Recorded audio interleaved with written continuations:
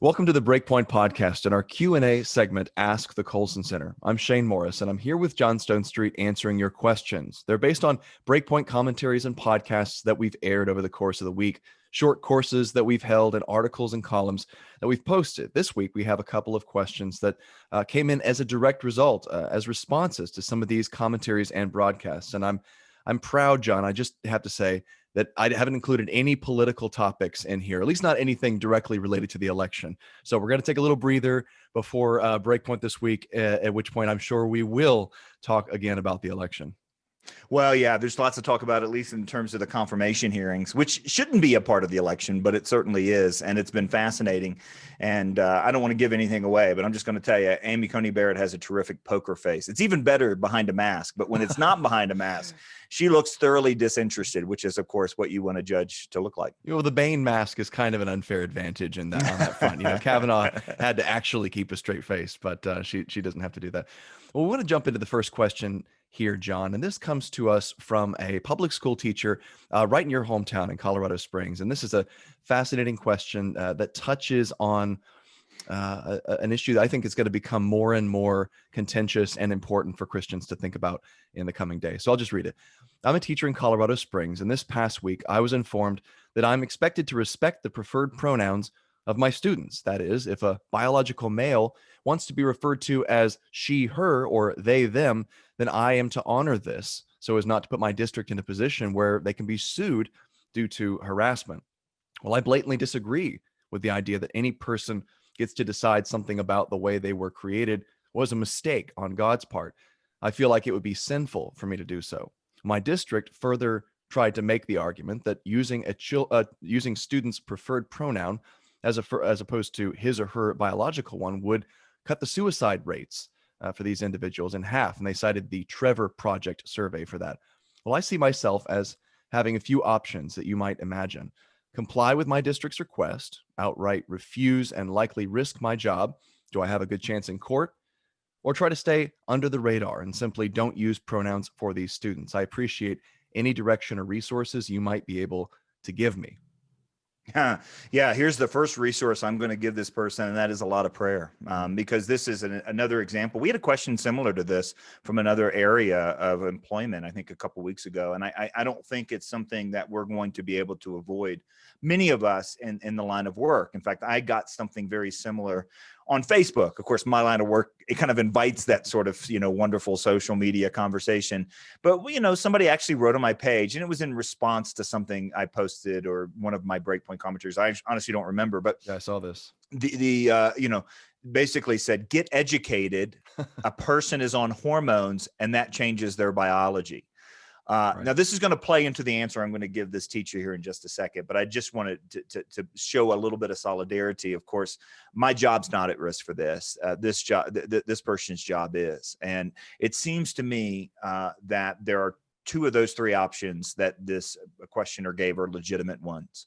The first is to go ahead and refuse, risk the job, and be prepared to go to court.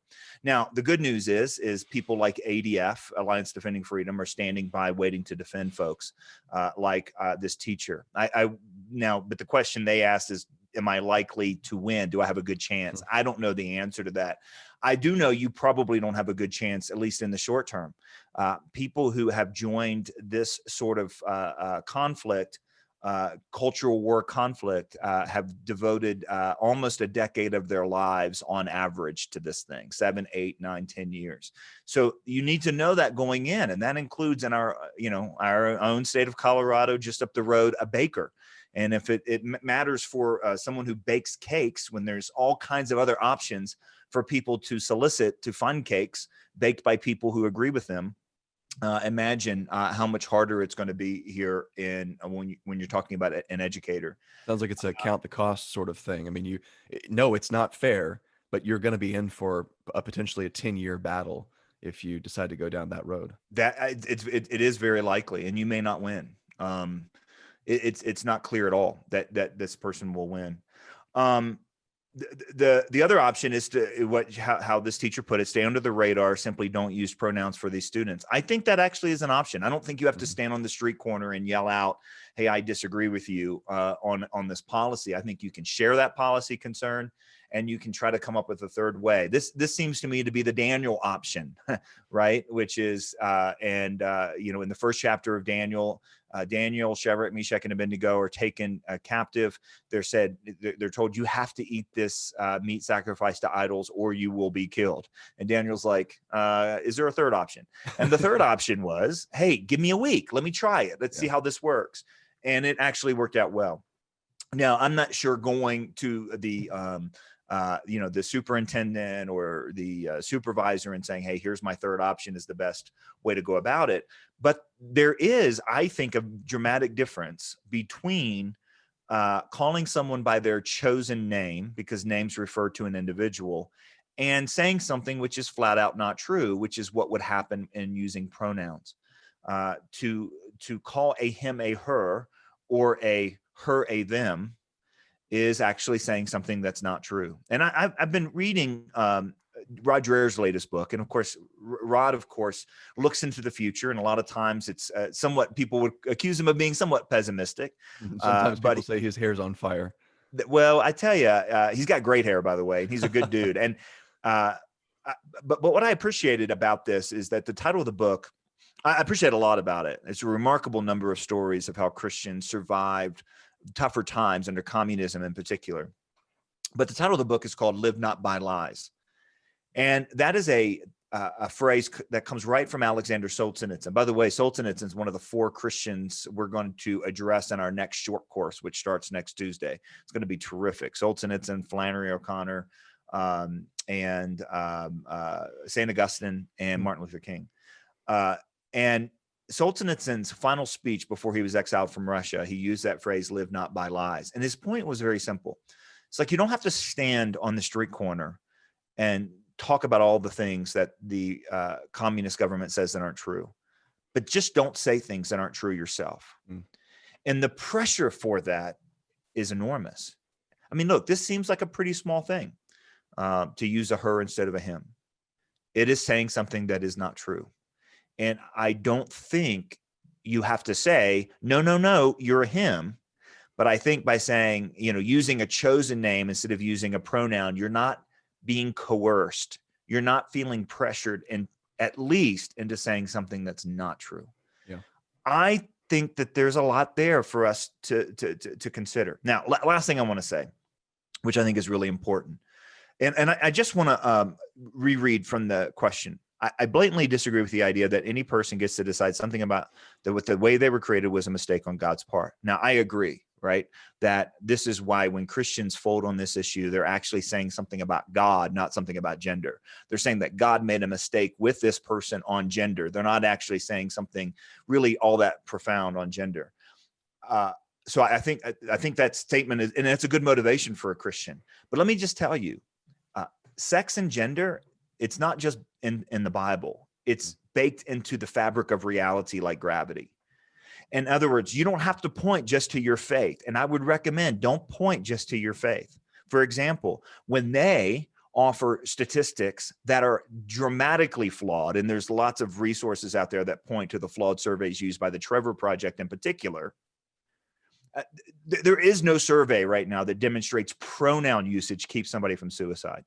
There is dramatic research demonstrating that the struggle with transgenderism itself leads one to higher rates of mental illness and higher rates of suicidal ideation. Go back to them with these statistics. If you're going to go with choice A, which is I'm going to refuse and I'm going to take the consequences, that's a legitimate path. I would say you have lots to go on, because gender and sexuality is baked into reality. It was like this person who commented on Facebook, like, get educated, that hormones change biology. What part of biology, one's biology is changed when someone takes a hormone?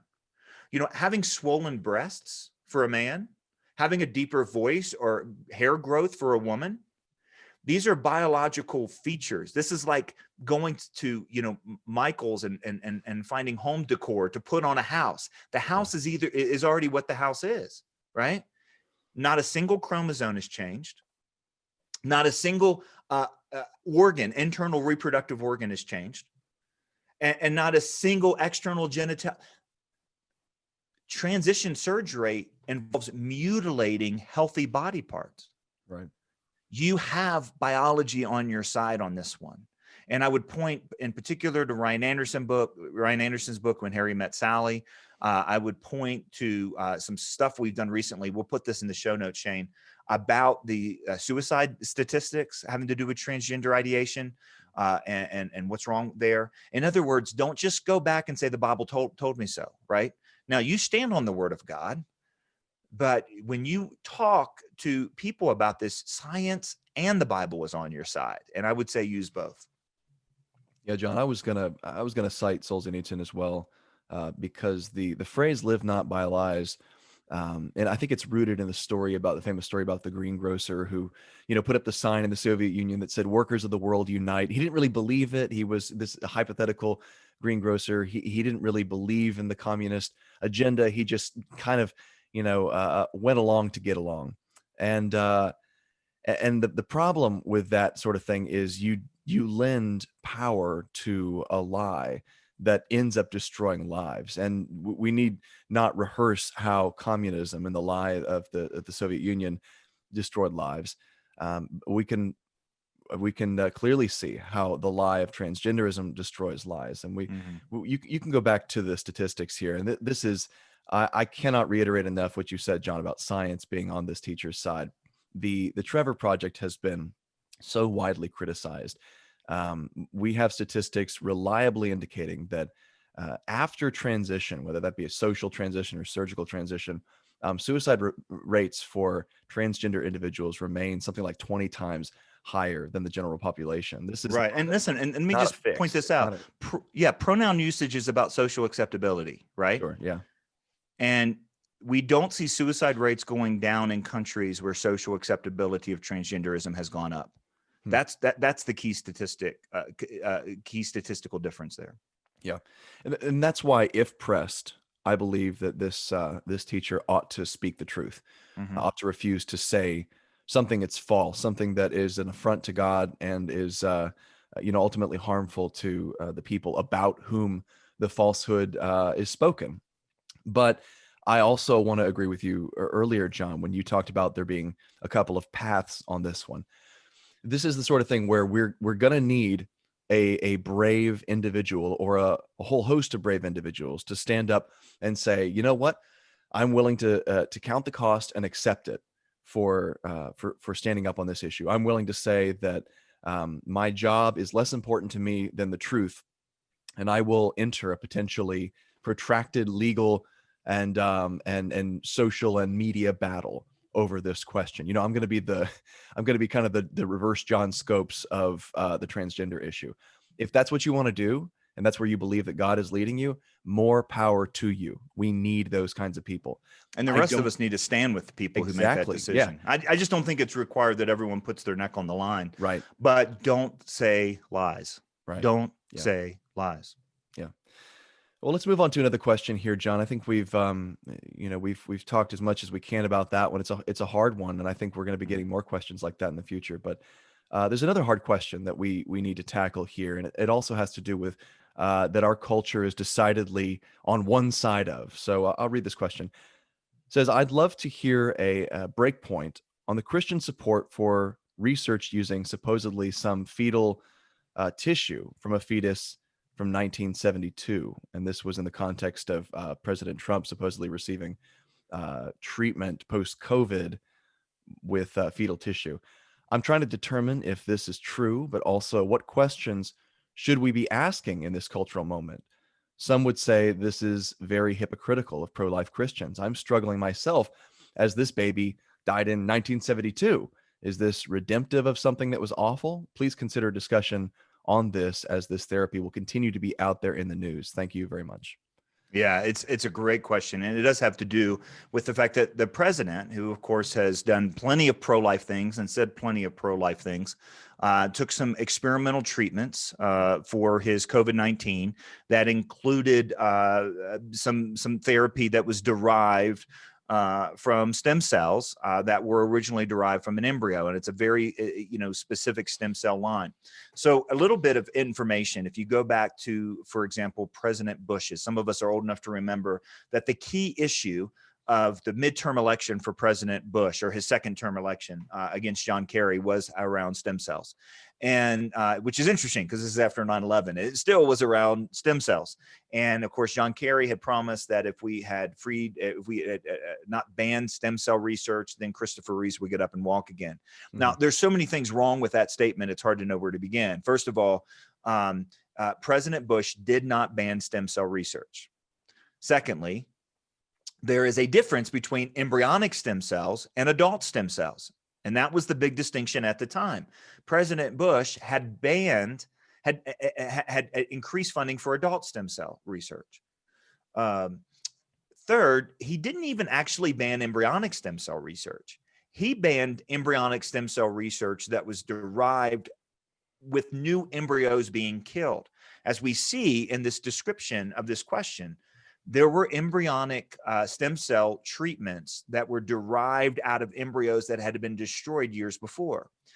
President Bush did not ban the funding of that embryonic stem cell research of those very limited stem cell lines. He just didn't want any new embryos destroyed using federal funds. Hey, by the way, for the record, private companies still could and did destroy embryos and create new embryonic stem cell lines. Okay, so there's just this idea that President Bush banned stem cell research, or that Christians are against stem cell research, which, by the way, I also got that comment on Facebook about this as well, because we had just done something on embryonic stem cell research. And I said, it's just that I was so clear in the Breakpoint commentary, and we'll link to it, and you can kind of walk through it again. Right? Well, it's worth noting too, is it's just a rabbit trail that the promises that John Kerry made on the campaign trail not only didn't come true, they proved to be catastrophically mistaken. And the adult stem cell technology and induced pluripotency, which is the ability to make adult stem cells behave like embryonic stem cells, actually proved adequate to cover all of the kinds of therapies that Kerry had promised. And so, it's well, not all the therapies that he promised, because he promised that Christopher Reeve were going to, and it gave us the ability to deal with that sort of a potency, what's called pluripotency. Right. No, that's a very important distinction. To this day, and by the way, California dumped hundreds of millions of dollars into embryo destructive stem cell research. Other states did as well. Private corporations did as well. Other countries did as well.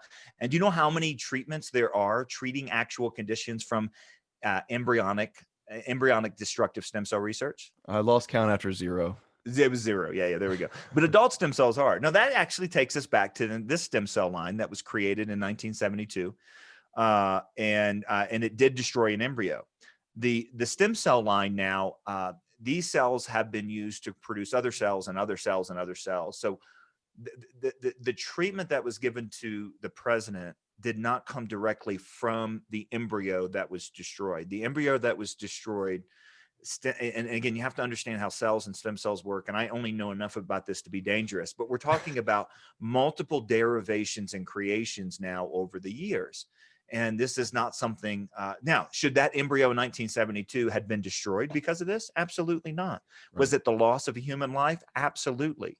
Now we're dealing with tissue derived from tissue, derived from tissue, derived from tissue since the destruction of that original embryo in 1972. Mm-hmm. So those who are saying that this doesn't violate pro-life norms, and there's been several pro-life spokespersons that have stepped out and made that argument, are basing that argument on this, that we're no longer talking about the embryo or the embryo stem cells or any sort of kind of direct. Now we're so far removed from that. We have this material. What should we do with it?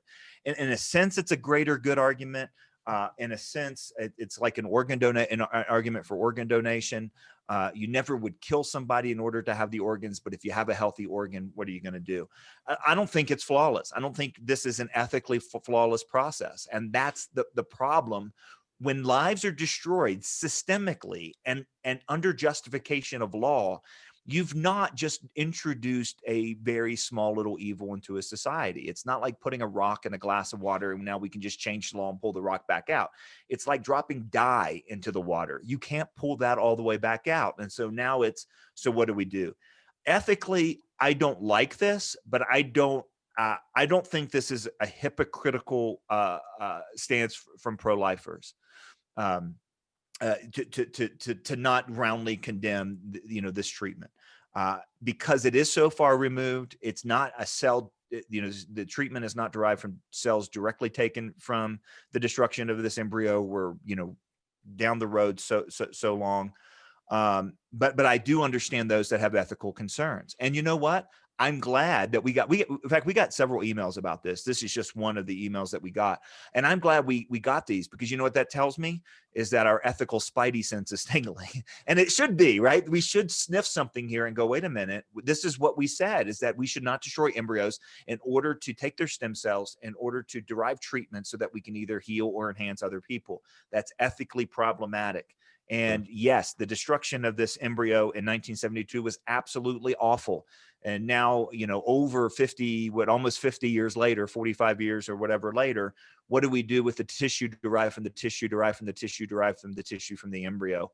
I understand the hesitation, and we should absolutely have the hesitation. I don't think it's hypocritical, but I'm glad we're asking the question. Yeah, I'm of two minds on this, John. And the thought experiment may help articulate the first part of it. My first thought is that I do agree with what you're saying. And if we think about the White House, for instance, and actually a number of buildings in Washington, D.C., they were built partially with the help of slaves. And they were, so those structures are the result of a grave injustice against the image of God. Should we therefore stop using them? I think there's probably an analogy here between the two situations. If we were to say that no labor, no economic value derived from slavery, from forced servitude, was acceptable for us to use today, then we'd have to tear all these buildings down and build them from scratch. I'm not persuaded that we have to do that.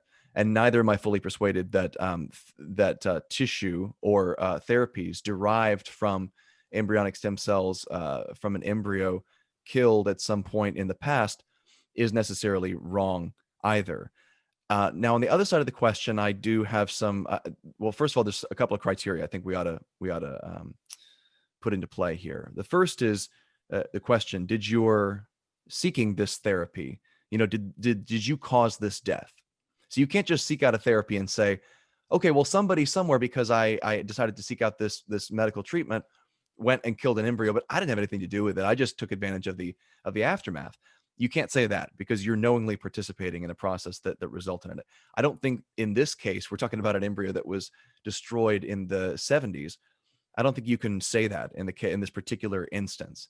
But you should be asking that question, because it's a really important question, particularly as this becomes more, politically contentious, but potentially in the future.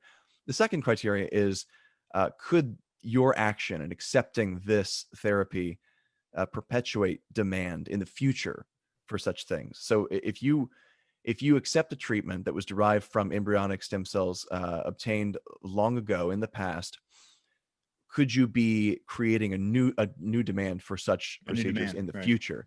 And that's another relevant question to ask. It's about the consequences. And I think that's a threat right here. I think that actually is an issue right here. Right. And when we talk about hypocritical, and I know we want to try to get to one more question, but let me just say this. The hypocritical thing that we're seeing right now, or the real ethically problematic, I don't know if it's hypocritical, because I think it might actually be off the radar. But so President Bush banned federal funding for embryo destructive research. As soon as President Obama was in office, he switched that. Right. And he freed up federal funding. By the way, all that federal funding has resulted in zero treatments. Okay. So embryo destructive research is now funded at the federal level.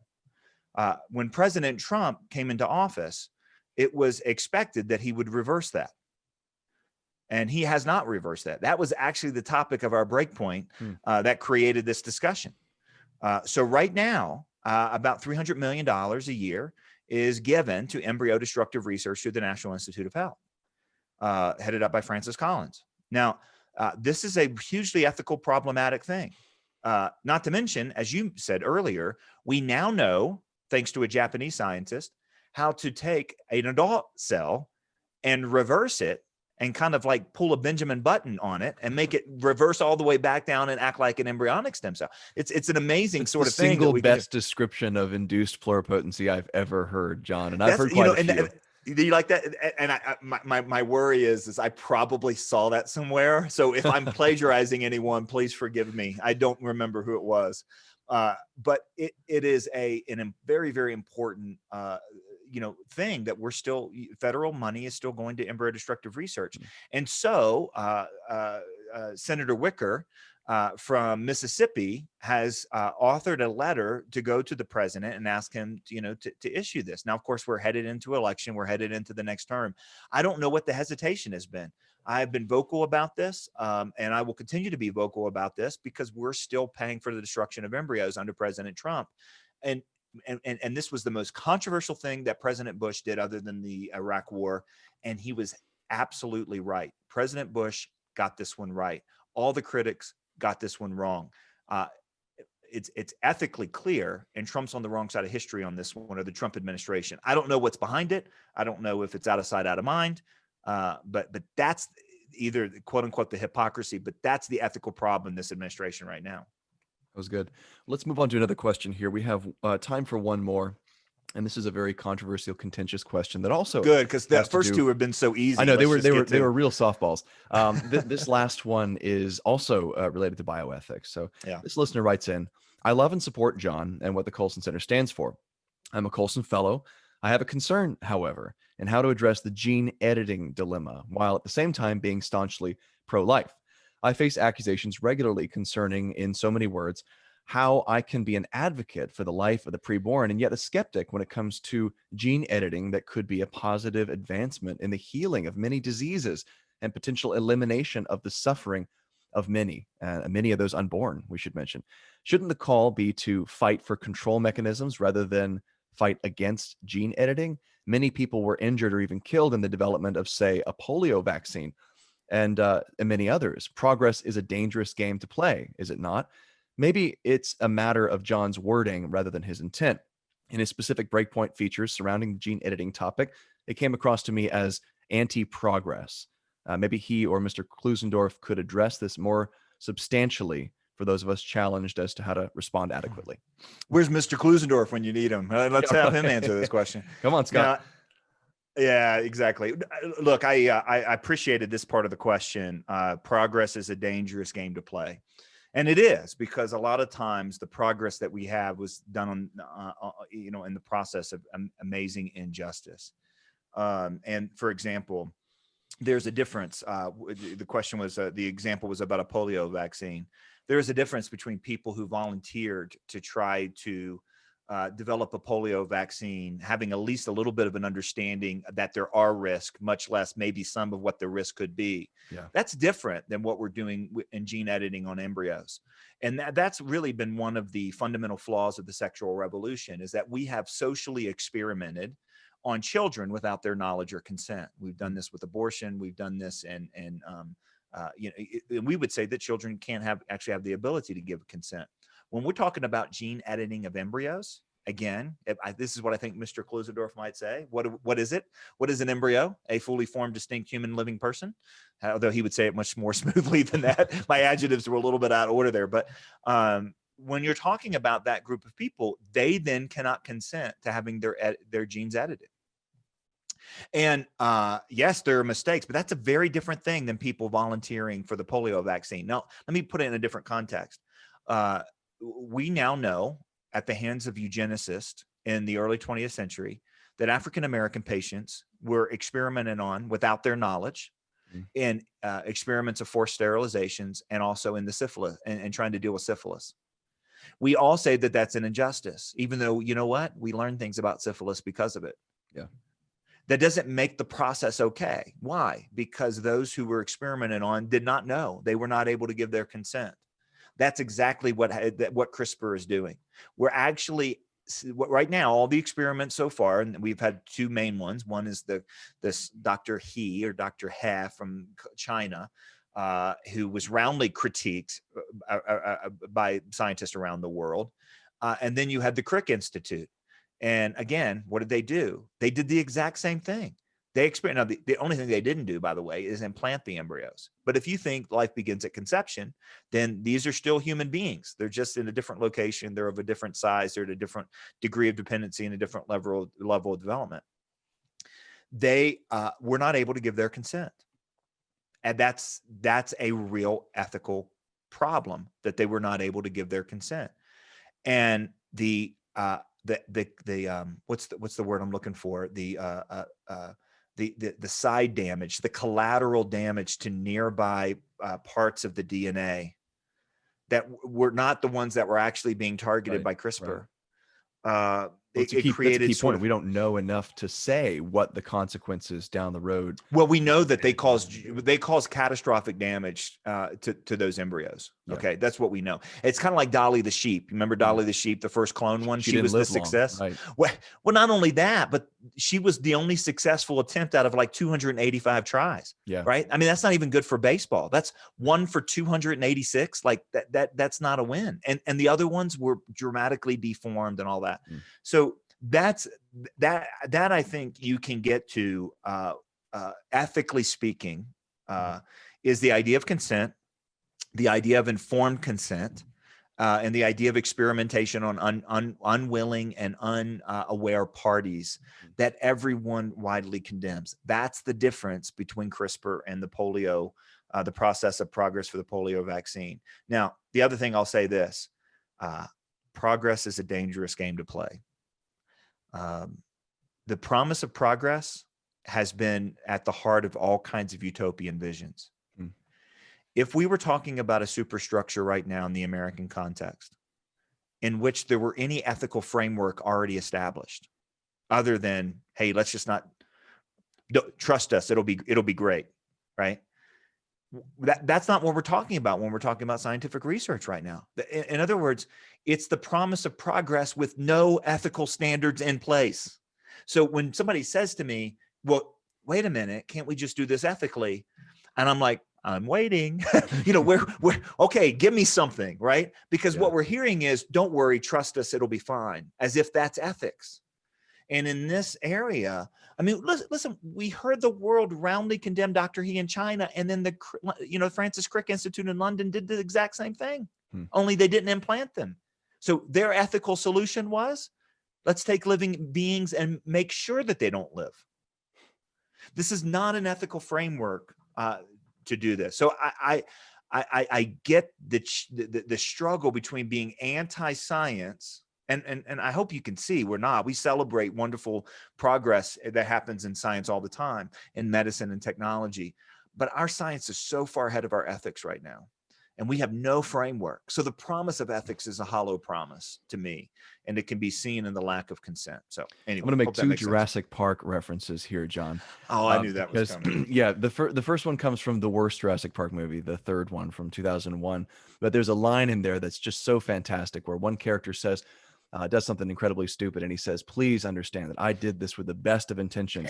And the other character says, "Billy, some of the worst things imaginable have been done with the best of intentions." And that applies, I think, just as much to this case as it does to the cloning dinosaurs. The other reference comes from the first movie, the best Jurassic Park, and it's a monologue by Jeff Goldblum's character, Ian Malcolm, in there. When he finds out what exactly this company has done in bringing back dinosaurs and how they did it, they sit around the lunch table and sort of hash out the whole thing, and everyone's excited about it. And then he goes, "Guys, what do you think you're doing here? You don't even understand the power that you've accessed. Before you even knew what you had, you've begun to sell it. You've put on a plastic lunchbox. You're marketing it. You're exploiting the power of genetics and DNA, but you don't understand what it's for, and you don't understand why we're separated from these creatures." He kind of makes the case that what's dead should stay dead. And at that point, you realize some juncture as an adult and a fan of the movie that Jurassic Park is really not about dinosaurs. Dinosaurs are kind of the occasion for the ethical discussion that Michael Crichton and Steven Spielberg are trying to have there. But really, it's about scientific hubris. It's about the idea that just because we can do something, therefore we should do it. And the key point made in the movie there is that science can't answer questions of ought. It cannot answer questions of means. It can only give us It can only give us the facts on the ground about physical reality. It can only give us the methods, but it can't tell us what to do with those methods, and it can't tell us why we should use those methods. If we treat science as if it's a sufficient answer in itself to genuine ethical questions about when life begins and what constitutes healing versus enhancement, and what consent is all about and why we need it and how we obtain it. All of these questions are completely beyond the realm of scientific inquiry. Science cannot give us answers to them. So unless we have satisfying answers to those questions, it's not Ludditism to say, hold up, put on the brakes, don't move forward with this until we have satisfying answers to these questions. Because not because I think a Dilophosaurus is going to break out and eat you, but because science is the wielding of tremendous power, and that power has the ability to hurt people and to leave people dead in its wake, even very little people. Shane, there's such an important point in which two things just quickly. One is, look, there's a mistake made that because things have become normalized, then they have been ethically wrangled with in science and medicine. Right. So even in the question, this idea that we've gotten to polio vaccine, it's like, well, now we've settled that problem. But we didn't settle it through ethical reflection. We settled it through normalization. And I think that's such an important point. Ought or isn't the same thing as ought. And by the way, I don't know if you knew this or you intended this, but good job. You just answered another question for the week. I don't know. Did you see that? One of the questions that is on our list, you bring up a topic I had with my boss who's an atheist. He responded to my claim, an atheist. He responded to my claim that an atheist has the problem of defending a belief in right and wrong without a moral framework. Right. He responded, humans develop moral frameworks, and they develop to support a productive community. And so that's consistent with an evolutionist framework. Yeah. Yes, but there's no, and you just brought it out. That's what is. That's not what ought. No one is held to that. Yeah, that's what that. No one's held to that. Maybe we can come back to that. Sure, we may answer that again in the future, but I will just say for that person who wrote in, thank you. That's exactly right, John. The final word on this subject, as far as I'm concerned, was had by C.S. Lewis in Mere Christianity, when he talks about atheism being too simple, because he says, even if this stuff evolved as a social convention, all that tells us is that it was useful for survival. It doesn't tell us whether it was right or wrong.